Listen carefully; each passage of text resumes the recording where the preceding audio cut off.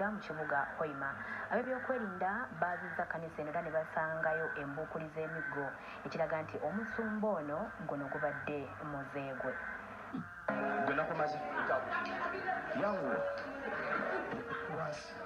Olunaku lw'eggulo emikutu emigatta abantu oba giyite social media gyabutikiddwa akatambi akabadde kalaga omusumba yabadde abalangula abagoberezi be emiggo emizibu.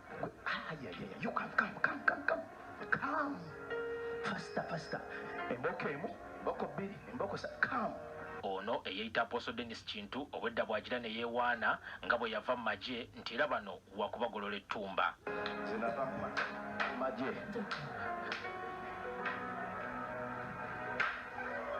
Akatambi kano kasiikudde bangi emmeeme nga beewuunya eyeeyita musajja wa Katonda okudda ku ndiga n'aziwewenyula kibooko mu lujjudde. We are appealing to government to come in and investigate this, or else any church, any kind of church which is full of such irregularities, be disbanded. People are facing extortions, are facing a lot of problems in such churches. Mukusaba tibatera, kandi tibahambiriza. Iwe bwoba n'ogya church bakutabara ba pastor omukoo wawe ne bagamba gy'osaba. Kiboko ne bakwata n'eddayi. Akawungezi k'olunaku lw'eggulo poliisi ng'ekolera ku biragiro bya myuka RCC w'ekibuga Hoima Hassan Kasibante yazinzeeko ekkanisa eno eya Empowerment City Church International era yakutte abantu abasoba mu 10 babuuzibwa 45 ku kikolwa kino. Mu bakwate mwe muli ne Pastor Dennis Kintu sako n'omumyuka we.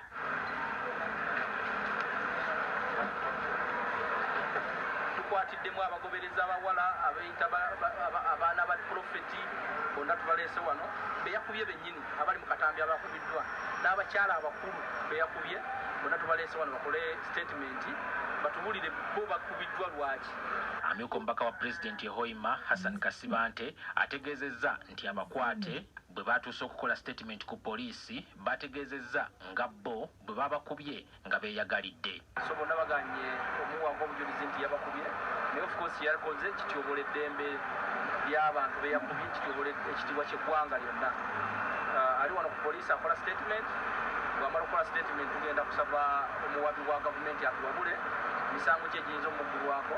Enkya ya leero ab'ebyokwerinda nga bakulembeddwamu adumira poliisi mu kibuga Hoima bazzeeyo ku kkanisa eno esangibwa ku kyalo ky'Esiiga East Cell ne baaza ekifo kyonna era bagudde ku migobante egigambibwa okuba nga musajja wa Katonda ono gy'abadde akozesa okuswanyula abakkiriza.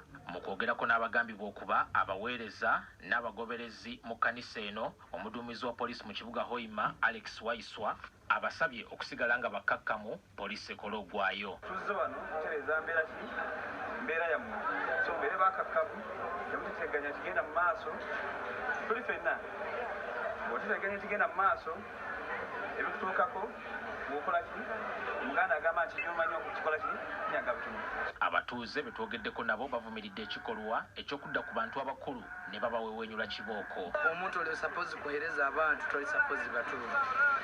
So nyekingamba nti kibi ekyakoze ebigendera wetu tubikenga biri bintu bingi abantu ene kanisa eno erukyo nga tutugira buyinza.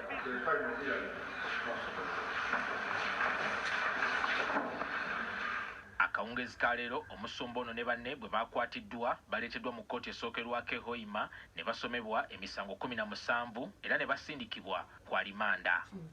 So, this matter is adjourned to the 7th of September 2022 and the accused persons are remanded until the end.